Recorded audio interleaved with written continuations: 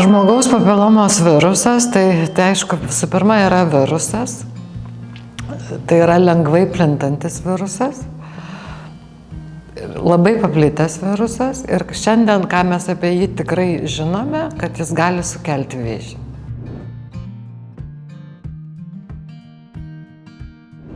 Visų pirma, gal kas tai yra virusas iš esmės, ar ne, ar tai yra gyva būtybė. Aš pati dažnai apie tai susimastau.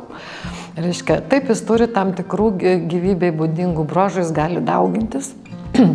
Jisai savo struktūroje turi nukleinines rūgštis, DNR arba RNR, tačiau jam stinga kitų gyvybės apibrėžimui būdingų savybių, tokių kaip medžiagų apykaita ir visa kita. Ir šiandien virusai yra priskiriami tai pilkai vadinamai zonai tarp gyvų ir mirusių organizmų, jie kažkur cirkuliuoja mūsų supratime.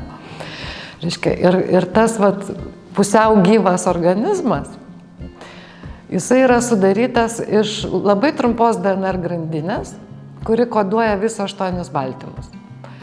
Ir jeigu tie 8 baltymus, jeigu mes palygintumėm, pavyzdžiui, kiek koduoja žmogaus ląstelės branduolio DNR, tai yra apie 20-25 tūkstančius baltymų. Tai įsivaizduojat, kokia tai mažytė nuotrupa DNR, tai yra, reiškia, to viruso struktūra. Kaip senai žmogus gyvena su ŽPV milijonus metų, realiai. ŽPV viruso, papiloma virusų šeimos istorija siekia 500 milijonų metų. Filogenetiniais tyrimais yra įrodyta, kad reiškia, virusas evoliucionavo kartu su stuburiniais visą tą laikotarpį ir vėžį sukeliančių virusų atšaka atskilo maždaug prieš 500 milijono metų. Reiškia, žmogus nuo pat savo atsiradimo šiuolaikinis yra šito viruso nešiotojas, platintojas ir jisai kartu su mumis evoliucionuoja ir gyvena toliau.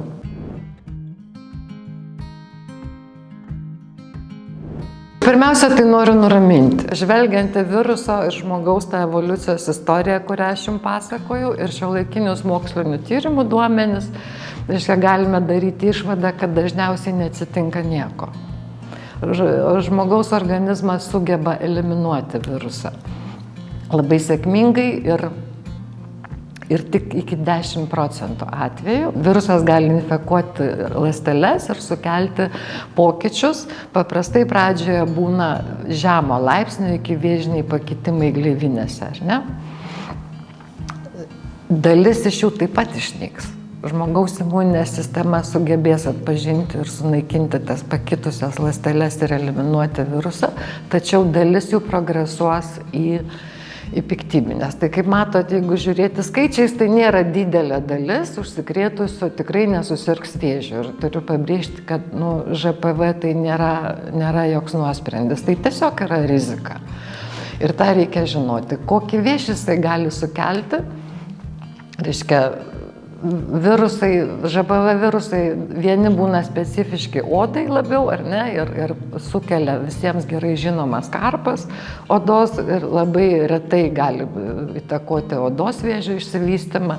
Dažniausiai vėžys sukeliamas gleivinėse ir yra tam tikrų sričių gleivinės. Tai burnariklė, lytinių takų gleivinė, vyro varpos vėžys ir analinio kanalo karcinomas gali sukelti ŽPV virusai, kurie yra siejami su aukšta vėžio rizika. Ir šiandien mes žinome 14 tipų ŽPV virusų ir jie visi yra nustatomi šiandien Lietuvoje patikrai naudojamais testais.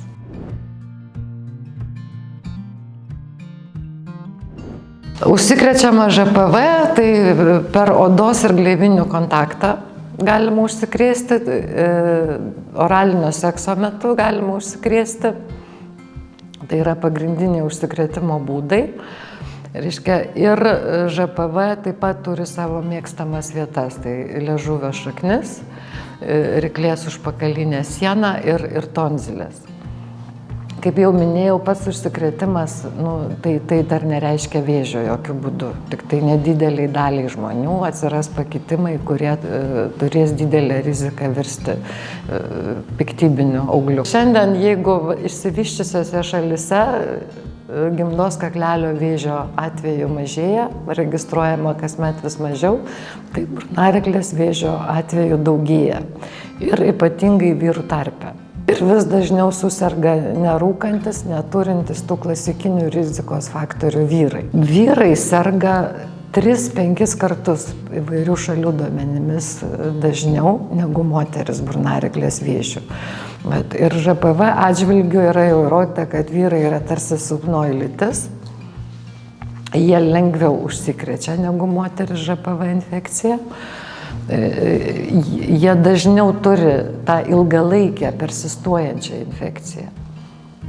Reiškia, organizmas nesugeba eliminuoti to viruso. Ir taip pat imuninis atsakas, antikūniai kraujuje, pas vyrus dažniau visiškai nesusidaro. Jeigu susidaro, tai labai nestiprus, silpnas tas imuninis atsakas.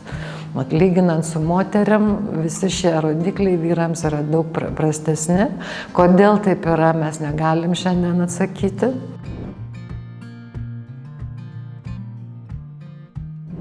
Burnaryklės vėžys nėra toksai dažnas. Jeigu kalbėkim dabar apie virusą, ar ne? Viruso paplitimas yra labai didelis. Tikimybė, kad jūs užsikrėsit gyvenimo bėgyje ŽPV virusu, jeigu jūs lytiškai esate aktyvus, siekia 80-90%, kad jūs bent kartą gyvenime užsikrėsite ŽPV virusu. Bet kaip jau minėjau, ne visi užsikrėtimo atvejai progresuos net iki vėžinius pakitimus, reiškia. Tik tai 10% jie gali sukelti tam tikrus pakitimus, kurie taip pat didesnė jų dalis išnyks savaime. Reiškia, ir tik tai labai nedidelė dalis, mažiau negu 5% užsikrėtusių progresuos į didelio laipsnio iki vėžinius pakitimus ir vėžį. Kuriam iš mūsų atsitiks taip? Ir reiškia, virusas sukels tokį gyvenimo iššūkį. Šiandien mokslas atsakyti tai negali.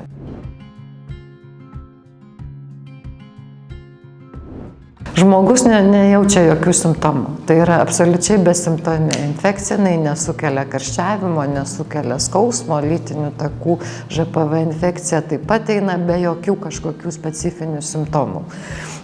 Reiškia, tam tikri ŽPV infekcijos simptomai gali būti pastebimi, kai atsiranda lytinių organų karpos. Taip labai nemaloni tokia situacija, kurią visi stengiasi išspręsti. Tai leidžia sužinoti, kad jūs esate infekuotas ŽPV. Tačiau karpą sukelia ŽPV tipai, kurie nėra siejami su aukšta vėžio rizika. Ir pati karpa neturi tendencijos supiktybėti. Tai būtų labai jau išskirtiniai atvejai. Tai nusigąsti nereikia, bet tai jau jums bus signalas, kad jūs esate infekuotas ŽPV infekcija.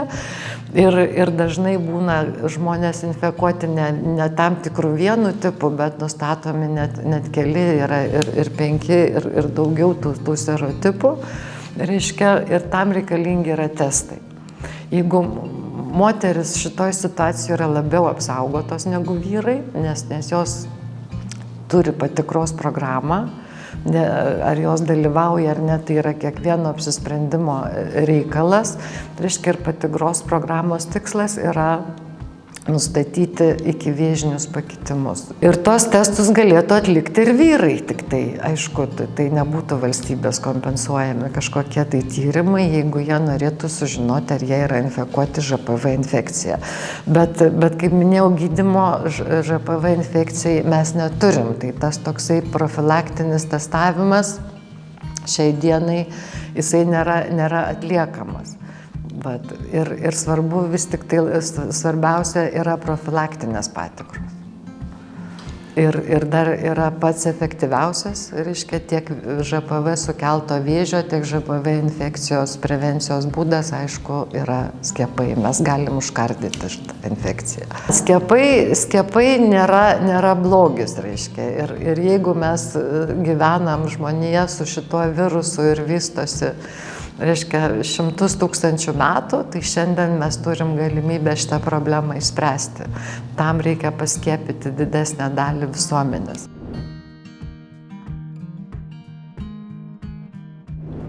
Taip, skiepai yra skirti ir vyrams, ir moterims, ir šiandien visi primiktinai rekomenduoja taikyti skiepus abiejų lyčių vaikams ir paaugliams. Kodėl reikia skiepyti vaikus ir paauglius?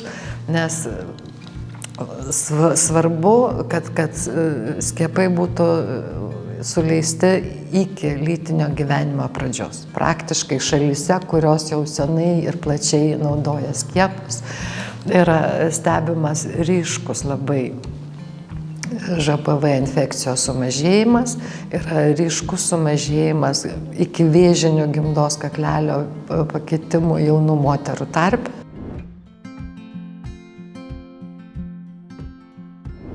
Svarbu ir burnaryklės profilaktinės patikros ir kas jas gali atlikti ir paprasčiausia tai atlikti nueinant profilaktiškai pas odontologą, ar ne? Nes jisai apžiūri tiek liežuvio, tiek ryklės gleivinę, tiek tonzilių ir gali pastebėti pakitimus, reiškia navikinių pakitimų pradžią, kurių žmogus niekaip negali jaustis, neturi nei skausmo, nei simptomų, nei kažkokio tai guzelio, tiesiog tai gali būti tam tikri švelnūs iškilimai ar dėmelės burnaryklės ertmėje ir odontologas tai patyręs tikrai pamatys ir įspės žmogų, kad jums galbūt reiktų imti biopsiją ir išsitirti. Dar kita esmė tų profilaktinių patikrų, tai yra šiandien jau labai plačiai naudojama žodis mikrobiota. Reiškia, sveika mikroorganizmų normali aplinka yra įrodyta, kad jinai veikia kaip apsauginė sistema ir neleidžia slopina vėžio vystymąsi. Tuo tarpu patogeniniai mikroorganizmai, tam tikros infekcijos, tiek burnos, tiek lytinių takų, jos veikia kaip skatinantis vėžį provokuojantis faktorius. Reiškia, kartu su ŽPV jie reiškia, yra jėga. Vasaris yra burnos vėžio prevencijos mėnuo ir turbūt yra dabar pats tinkamiausias laikas užsiregistruoti ir profilaktiškai pasitikrinti pas odontologą.